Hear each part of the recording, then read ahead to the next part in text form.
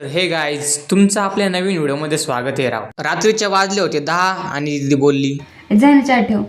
हा ठेव. आता दीदी बोलली की चहा प्यायचंय. मग काय भाऊ आपल्याला ठुवाच लागला, त्याच्यामुळे मस्त गेलो, लाईट बीट मस्त पैकी चालू केली भाऊ आणि मस्त उजेड बिजेड झाला. किचन बिचन पहिले साफ करून घेतलं बरं का. असं नाही का आपण किचनचं पुरेपूर हे करत नाही, पाहत नाही त्याच्याकडे. किचन मस्त पैकी साफ करून घेतलं भाऊ. आता म्हटलं पातीला आणावं जायला लागलं. पातीला बितीला आणलं मस्त पैकी, ते गॅसवर ठेवलं. पण गॅसवर ठेवल्याच्या नंतरच कळलं की आपण त्या गॅस चालू केलाच नाही. मग पहिले चालू करून घेतला गॅस. चालू करून भाऊ पुन्हा एकदा जाऊन आपण पातीला ठेवलं, त्याच्यावरती पाणी बिनी मस्त प्रमाणात एकदम प्रमाणामध्ये टाकून घेतलं. त्याच्यानंतर त्याच्यामध्ये म्हटलं आता साखर टाकावी. साखरेचा डबा घेतला, त्यानंतर त्याच्यामध्ये साखर बिकर होती. त्यानंतर चायपत्तीचा डबा घेतला, चायपत्ती पण एकदम प्रमाणात टाकून घेतली. म्हटलं कडू बिडू झालं तर कुठे काही चहा उकळत ठेवून दिला आणि बसलो प्रतीक्षा करत. प्रतीक्षा म्हणजे मुलीची वाट नसतं पाहत, आपण चहा उकळण्याची वाट पाहत होतो, दुसरं काही समजू नका. दिदीला जरा जास्त चहा प्यायचा होता, त्याच्यामुळे थोडा जास्तच आपण चहा ठेवला होता त्याच्यामध्ये. आणि म्हटलं आपल्याला पण प्यायचं आहे, त्याच्यामुळे थोडंसं आपल्यासाठी पण थोडंसं काढून घेतलं. चहा उकळला आणि दिला ग्लासामध्ये तिला मस्तपैकी. म्हटलं पे किती पेते.